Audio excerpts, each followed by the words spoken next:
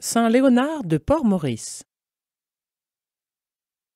Lors de son voyage en Angola, le pape Benoît XVI a relevé une objection souvent faite aux missionnaires de l'Évangile. Pourquoi ne pas laisser les gens en paix? Ceux-ci ont leur vérité et nous la nôtre. Cherchons à vivre pacifiquement en laissant chacun comme il est, afin qu'il réalise le plus parfaitement possible sa propre identité.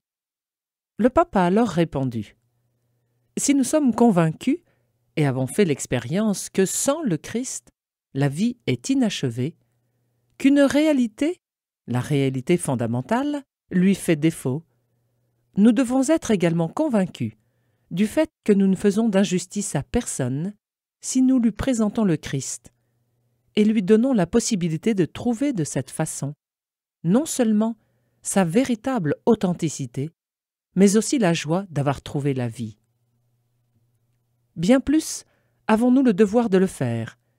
C'est un devoir d'offrir à tous cette possibilité de parvenir à la vie éternelle. » Extrait de l'homélie prononcée par le pape le 21 mars 2009 en l'église São Paulo de Luanda. Parmi les prédicateurs qui ont pris au sérieux ce devoir d'annoncer le salut à tous, se distingue Saint Léonard de Port-Maurice. Le 20 décembre 1676, à Port-Maurice, sur la côte Ligure, au nord de l'Italie, vient au monde un petit garçon, placé au baptême sous le patronage des saints Paul et Jérôme. Il dira plus tard qu'il a eu la grâce d'avoir de très bons parents. Sa jeunesse est exemplaire. Il entraîne facilement ses compagnons à prier et à faire de bonnes œuvres. Un de ses auteurs spirituels préférés est saint François de Sales, dont le livre « L'introduction à la vie dévote » ne le quitte pas. Il trouve un soutien moral et spirituel dans des assemblées de jeunes, sous le patronage des jésuites et des oratoriens. Il y puise une ferveur grandissante pour la pratique des vertus, avec le désir des pénitences. Les jours de fête, il parcourt les rues et les places de Rome, et bravant les mépris et les injures, il exhorte tous ceux qui veulent l'entendre à se rendre au sermon dans les églises. Des paroles qui vont droit au cœur. Paul Jérôme se sent appelé à l'état religieux. Son confesseur le stimule à intensifier sa vie de prière et de pénitence afin d'obtenir la grâce de connaître la volonté de Dieu. Un jour, à la vue de deux religieux pauvrement vêtus et d'allure modeste, frère mineur réformé de la retraite de Saint-Bonaventure, il sent naître en lui le désir d'embrasser leur genre de vie. Entrant dans l'église du couvent, au moment où les frères commencent la récitation des complis, il entend ces mots « Convertissez-nous, ô Dieu notre Sauveur !» Ces paroles lui vont droit au cœur et il décide de demander son admission. Reçu au noviciat, il reçoit le 2 octobre 1697 l'habit et le nom de frère Léonard. Un an plus tard, il prononce ses vœux. Le jeune religieux fait l'édification de tous, en particulier par sa fidélité aux observances, même celles qui paraissent les plus insignifiantes. Il aime à dire « Si pendant que nous sommes jeunes, nous faisons peu de cas des petites choses, et y manquons avec advertance, lorsque nous serons avancés en âge et que nous aurons plus de liberté, nous nous permettrons de manquer aux points les plus importants. » Zélé pour les études sacrées, il insiste sur la nécessité d'acquérir de nouvelles connaissances, dans le dessein de procurer la gloire de Dieu et le salut des âmes. Après son ordination sacerdotale, il est nommé professeur de philosophie, mais il tombe gravement malade. Ses supérieurs l'envoient à Port-Maurice, son pays natal. Toutefois, ce changement d'air se révèle inefficace. Le jeune père supplie alors la Vierge Marie de lui obtenir de son divin Fils une santé robuste qu'il consacrera à gagner des âmes pour le ciel. Sa prière est exaucée, l'infirmité dont il souffre disparaît complètement. En 1708, le père Léonard prêche, non loin de Port-Maurice, sa première mission populaire. On donne ce nom à une série de prédications données au cours de plusieurs jours ou semaines, au sein d'une paroisse par un prêtre de passage. Ces missions, alors en vogue, portaient des fruits abondants. Traditionnellement, le prédicateur prenait pour thème la nécessité de se convertir au Seigneur pour mener une vie vraiment chrétienne, en vue du salut de son âme. À notre époque, parler du salut de l'âme n'est plus à la mode. Le contexte culturel et les idéologies ambiantes enferment l'homme de plus en plus à l'intérieur des réalités terrestres. Beaucoup ne vivent que pour ce monde et ne pensent pas à ce qui suit la mort. Pour d'autres, il y a bien une éternité après la mort, mais le salut ne pose pas de problème. On s'imagine que tout le monde, indistinctement, va au paradis. Le résultat dans l'un et l'autre cas est l'insouciance du salut de l'âme. Le vrai bonheur. Or, Dieu nous a mis au monde pour le connaître, le servir et l'aimer, et ainsi parvenir au paradis. La béatitude promise nous place devant les choix moraux décisifs. Elle nous invite à purifier notre cœur de ses instincts mauvais et à rechercher l'amour de Dieu par-dessus tout. Elle nous enseigne que le vrai bonheur ne réside dans aucune créature, mais en Dieu seul, source de tout bien et de tout amour. Le Décalogue, le Sermon sur la montagne et la catéchèse apostolique nous décrivent les chemins qui conduisent au royaume des cieux. Extrait du catéchisme de l'Église catholique.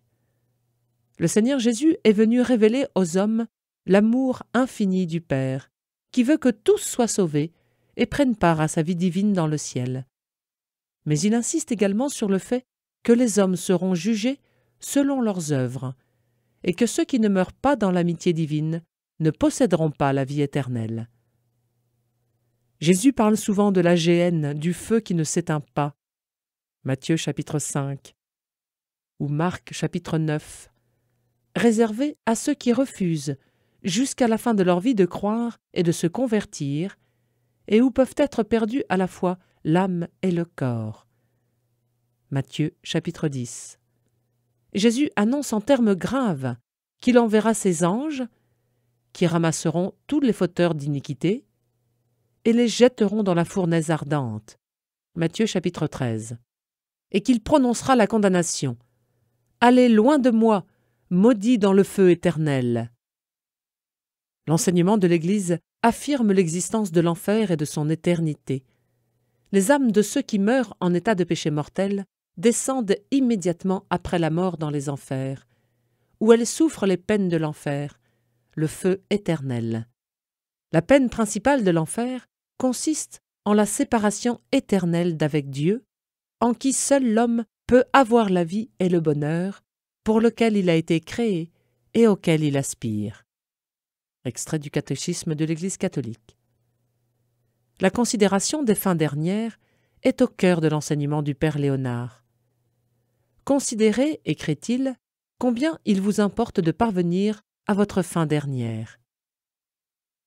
Il y va de tout pour vous, car si vous arrivez, vous êtes sauvés.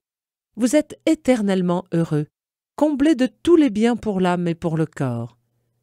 Si au contraire, vous la manquez, vous êtes perdus, corps et âme. Vous perdez Dieu et le paradis, vous êtes éternellement malheureux, damnés à jamais. Voilà donc, entre toutes les affaires, la seule affaire utile, importante et nécessaire, servir Dieu et se sauver. Que maintenant vous perdiez une partie de vos biens, il vous en reste d'autres. Que vous perdiez un procès, vous pouvez en appeler. Que vous commettiez quelque erreur temporelle, on peut la réparer. Et quand même vous viendrez à tout perdre, qu'importe. Aussi bien, que vous le vouliez ou non, un jour viendra où il faudra tout quitter. Mais si vous manquez votre fin dernière, vous perdez tous les biens et vous attirez sur vous des maux irréparables pour toute une éternité. Que sert à l'homme, dit le Sauveur, de gagner tout l'univers s'il vient à perdre son âme? Matthieu, chapitre 16. Nous sauver, voilà notre grande, notre unique affaire. Quand il ne s'agit que des affaires de ce monde, Si vous n'y pensez pas, un autre peut y penser pour vous. Mais quant à la grande affaire de votre salut éternel, si vous n'y pensez pas, qui peut y penser pour vous? Si vous ne vous en occupez pas avec soin, qui peut prendre ce soin pour vous? Si vous ne vous aidez pas vous-même à vous sauver, qui vous sauvera? Ce Dieu qui vous a créé sans vous ne veut pas vous sauver sans vous. Si vous voulez vous sauver, il faut que vous y pensiez. L'obstacle à écarter. Avant de commencer une œuvre, il faut écarter les obstacles qui s'opposent à sa réalisation. L'obstacle au salut éternel est le péché mortel, c'est-à-dire une violation pleinement consciente de la loi de Dieu sur un point grave. Le péché mortel est une possibilité radicale de la liberté humaine, contre l'amour lui-même. Il entraîne la perte de la charité et la privation de la grâce sanctifiante, c'est-à-dire de l'état de grâce. S'il n'est pas racheté par le repentir et le pardon de Dieu, il cause l'exclusion du royaume du Christ et la mort éternelle de l'enfer. Notre liberté ayant le pouvoir de faire ses choix pour toujours et sans retour. À ce propos, voici en quels termes le père Léonard avait coutume de s'adresser à ses auditeurs. Ah, que saint Augustin avait bien raison de se récrier contre l'étrange aveuglement qui qualifie le mal un bien et le bien un mal, selon la parole d'Isaïe, « Malheur à ceux qui appellent le mal bien et le bien mal ». Il ne sait comment appeler, si c'est frénésie, fureur ou démence, ce désordre si commun parmi les hommes, et qui consiste en ce que le péché étant le mal le plus abominable qu'il y ait au monde, il n'y ait pas au monde un mal qu'on déteste moins que le péché. Voici quelle est l'origine de tant de chutes, et pourquoi tant d'âmes font de faux pas et se précipitent dans un abîme d'iniquité. C'est qu'on ne pense pas, non, on ne réfléchit pas au mal que l'on fait en commettant un péché mortel. Sermon sur la malice du péché mortel. Certains pensent que le péché mortel n'est commis que dans des cas exceptionnels de haine ou de mépris explicite de Dieu. Mais Jean-Paul II a rappelé dans l'encyclique Veritatis Splendor, le 6 août 1993, « La grâce de la justification, une fois reçue, peut être perdue non seulement par l'infidélité, qui fait perdre la foi elle-même, mais aussi pour tout autre péché mortel. Et péché mortel, tout péché, qui a pour objet une matière grave, et qui, de plus, est commis en pleine conscience de ce consentement délibéré. Il y a en fait péché mortel également quand l'homme choisit, consciemment et volontairement, pour quelque raison que ce soit, quelque chose de gravement désordonné, ce qui est le cas dans toutes les désobéissances au commandement de Dieu en matière grave. Le catéchisme explique. La matière grave est précisée par les 10 commandements, selon la réponse de Jésus au jeune homme riche. Ne tue pas, ne commets pas d'adultère, ne vole pas, ne porte pas de faux témoignages, ne fais pas de tort, honore ton père et ta mère. Extrait de Marc au chapitre 10. Parmi les péchés graves fréquents, il faut mentionner les péchés contre le 6e et le 9e commandement. Sont des péchés gravement contraires à la chasteté, chacun selon la nature de son objet, l'adultère, la masturbation, la fornication, la pornographie, la prostitution, le viol, les actes homosexuels. Ces péchés sont l'expression du vice de la luxure, qui, sans être le plus grave, entraîne cependant l'aveuglement de l'esprit sur les réalités éternelles. Aussi, ne doit-on pas s'étonner des propos suivants tenus par le père Léonard. « Pécheurs, à quoi pensez-vous? Seriez-vous plus dur que de la pierre? Avez-vous jamais réfléchi à la grâce toute spéciale que Dieu vous fait en vous donnant le temps de faire pénitence? Insensés que vous êtes! Que faites-vous pour vous mettre en sûreté?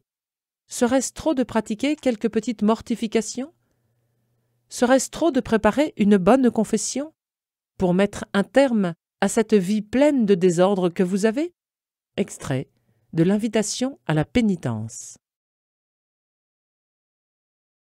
Le remède. Mais le père Léonard ne se contente pas de fustiger le mal, il donne aussi le remède. Se laisser gagner par le Seigneur, qui offre à tous sa miséricorde. Considérez que si la justice de Dieu est infinie à l'égard des pécheurs obstinés, sa miséricorde n'est pas moins infinie à l'égard des pécheurs pénitents. Dieu hait infiniment le péché, mais il aime infiniment ses créatures. Dès que l'âme se repent de son péché, elle retrouve l'amour de son Dieu. Si tous les pécheurs voulaient recourir à Dieu avec un cœur contrit et humilié, tous seraient sauvés. Cette bonté infinie désire que tous les hommes parviennent en paradis. Une mère serait moins empressée de secourir son enfant tombé dans le feu que Dieu n'est empressé d'embrasser le pécheur repentant. Plus vos péchés sont grands, plus aussi est grand le triomphe de la bonté, de la charité, de la clémence de ce Dieu infiniment riche en miséricorde. Extrait de la méditation sur la miséricorde de Dieu.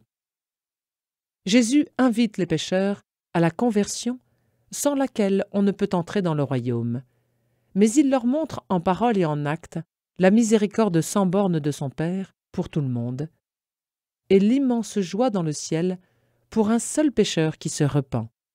La preuve suprême de cet amour sera le sacrifice de sa propre vie en rémission des péchés. Matthieu, chapitre 26. Passé maître dans l'art de conduire les âmes, le père Léonard a souvent fait l'expérience de l'utilité de certaines dévotions pour les aider à se convertir et à se maintenir dans l'état de grâce retrouvé. Il a d'abord la pratique des 3 Ave Maria. Cette pratique doit son origine à la bénédictine allemande, sainte Mechtilde, qui un jour demanda à Notre-Dame de lui inspirer une prière qui lui plaise. La Vierge lui apparut, portant sur sa poitrine en lettres d'or l'Ave Maria. « Jamais, lui dit-elle, on ne parviendra plus haut que cette salutation, et l'on ne peut me saluer avec plus de douceur que de le faire respectueusement par ses paroles. » Un autre jour, la même sainte demandait à sa céleste reine comment obtenir sûrement la grâce de la persévérance finale et de la bonne mort. De nouveau, la Sainte Mère de Dieu se montra à elle et lui dit « Si tu veux obtenir cette grande grâce, récite tous les jours 3 Ave Maria, en l'honneur de mes privilèges, et je te l'accorderai. » Saint Léonard se fait le propagateur de cette dévotion en conseillant de réciter ces 3 Ave en l'honneur des privilèges de Marie. Tous les matins à son réveil et le soir avant de se coucher, l'âme dévote à Marie demandera la bénédiction de la Sainte Mère. Elle ne manquera pas de réciter 3 Ave Maria en l'honneur de sa pureté sans tache, de lui offrir ses sens et toutes les puissances de son âme, afin qu'elle les garde comme choses lui appartenant et consacrées à son honneur. Et elle lui demandera la grâce de ne pas tomber ce jour-là dans le péché. La trompette du dernier jour. Le saint propage également la courte invocation « Mon Jésus, miséricorde ». Il rapporte ces paroles d'un missionnaire. Quand je retourne dans un endroit où j'ai déjà donné la mission, il m'arrive souvent de voir venir à moi des pénitents qui commencent leur confession en ces termes. « Mon Père, je suis ce débauché qui, il y a plusieurs années, suis venu me décharger à vos pieds d'un sac d'iniquité. Je ne sais si vous me reconnaissez, mais grâce à Dieu, depuis cette mission, je n'ai plus commis de péché déshonnête, ni aucune faute mortelle. » « Comment avez-vous fait ?» lui demandait le missionnaire. « Ah, mon père, j'ai mis en pratique la grande résolution que vous nous aviez si fortement inculquée de nous recommander souvent à Dieu par cette pieuse invocation « Mon Jésus, miséricorde ». Je l'ai faite tous les jours, matin et soir, et dans les tentations surtout, j'implorais fréquemment l'assistance de Dieu en disant « Mon Jésus, miséricorde ». Faut-il en dire davantage, mon père ? Je sentais de nouvelles forces renaître dans mon âme, et de la sorte, je n'ai plus succombé. Et le père Léonard de continuer Mes bien-aimés frères, qui me donnera une voix de tonnerre, ou plutôt une de ces trompettes qui retentiront au jour du jugement dernier, et transporté d'un saint zèle, je m'élèverai sur le sommet des plus hautes montagnes. Et de là, je crierai de toutes mes forces. Peuple égaré, réveillez-vous une bonne fois, et si vous voulez assurer votre éternité, recommandez-vous à Dieu. Recourez souvent à lui, par ces paroles ou d'autres semblables. Mon Jésus, miséricorde. Et je vous donne ma parole, puisque Jésus-Christ vous a donné la sienne avant moi, dans son saint évangile, demandez et vous recevrez. Matthieu chapitre 7. Demandez mon assistance, et vous l'aurez, et avec mon assistance, vous ne pécherez plus. Je vous en donne ma parole. Je le répète, si vous vous recommandez souvent à Dieu, en disant du fond du cœur « Mon Jésus miséricorde », vous ne pécherez plus, et vous vous sauverez. L'exercice du chemin de la croix, qui consiste à suivre Jésus dans les principales étapes de sa passion, existe déjà à cette époque. Mais il est peu en usage, en dehors de l'ordre franciscain. Grâce au Père Léonard, cette pratique s'étendra à toute l'Église. Il en parle avec affection et ne craint pas de l'appeler la mère de toutes les dévotions, comme étant la plus ancienne, la plus sainte, la plus pieuse, la plus divine, la plus excellente, et méritant à cause de cela d'avoir justement la préséance sur toutes les autres. À lui seul, le Père Léonard élèvera 572 chemins de croix. Sa dévotion à la Passion s'appuie sur une longue tradition. Saint Bonaventure, par exemple, déclare que de tous les exercices de piété, il n'en est pas qui contribue plus efficacement à la sanctification. Le ciel bénit les travaux du Père, et les missions se multiplient. Presque toute l'Italie et la Corse bénéficient de ses prédications. En 1715, le Père Léonard est nommé gardien du couvent de Saint-François-du-Mont, à Florence, où il établit la plus grande régularité. Mais la solitude d'un couvent ordinaire ne lui suffit pas. Il cherche, comme saint François l'a fait avant lui, un lieu écarté où il puisse de temps en temps vivre seul avec Dieu. Il fonde un ermitage situé sur une montagne, appelé Sainte Marie de l'Incontro, où peuvent se retirer les religieux qui veuillent s'y recueillir. On y observe les règles de la plus stricte pauvreté, et on s'y applique aux travaux manuels. Bientôt, des religieux de divers instituts, et même des hommes laïcs, demandent à y être accueillis pour prendre part aux exercices spirituels. Le Père Léonard lui-même aime tant ce lieu que seul son zèle ardent d'apôtre peut l'en arracher. Le soleil du christianisme. Parti après le jubilé de 1750 pour une nouvelle tournée de mission, le Père est bientôt rappelé à Rome par le pape. Dans un esprit d'obéissance au vicaire du Christ, il se met en route. Ce voyage à l'approche de l'hiver lui est très pénible. En quittant Tolentino, il se trouve mal, mais il lui faut franchir les montagnes. Arrivé à Foligno, il désire célébrer la messe. Comme un frère le prie de s'en abstenir à cause de sa grande fatigue, il lui répond « Mon frère, une messe vaut plus que tous les trésors du monde. » Il avait écrit dans un opuscule « La Sainte Messe n'est rien moins que le soleil du christianisme, l'âme de la foi, le cœur de la religion de Jésus-Christ. Tous les rites, toutes les cérémonies, tous les sacrements s'y rapportent. Elle est, en un mot, l'abrégé de tout ce qu'il y a de plus beau et de bon dans l'Église de Dieu. Pour moi, je n'en doute guère. Sans la Sainte Messe, le monde serait à cette heure, au fond de l'abîme, entraîné par le poids épouvantable de tant d'iniquités. La messe, voilà le victorieux levier qui le soutient. Soyez donc après cela à quel point le divin sacrifice nous est indispensable. C'est en récitant le Te Deum que le Père Léonard arrive au couvent de Saint-Bonaventure en novembre 1751. On le descend avec peine de la voiture. Il est si faible qu'on ne sent plus son pouls. À peine arrivé à l'infirmerie, il se confesse et reçoit les derniers sacrements, après avoir prononcé avec une énergie étonnante les actes de foi, d'espérance et de charité. On lui offre une boisson qu'il accepte. Puis il dit « Je n'ai pas de termes suffisants pour remercier Dieu de la grâce qu'il m'accorde de mourir au milieu de mes confrères. » Peu de temps après avoir reçu l'extrême-onction, il s'endort paisiblement dans le Seigneur.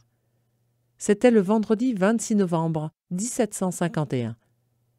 Canonisé par le bienheureux Pie IX, il a été déclaré par Pie XI patron céleste des prêtres qui se dévouent aux missions populaires. Saint Léonard, obtenez-nous la grâce d'un grand zèle pour le salut des âmes.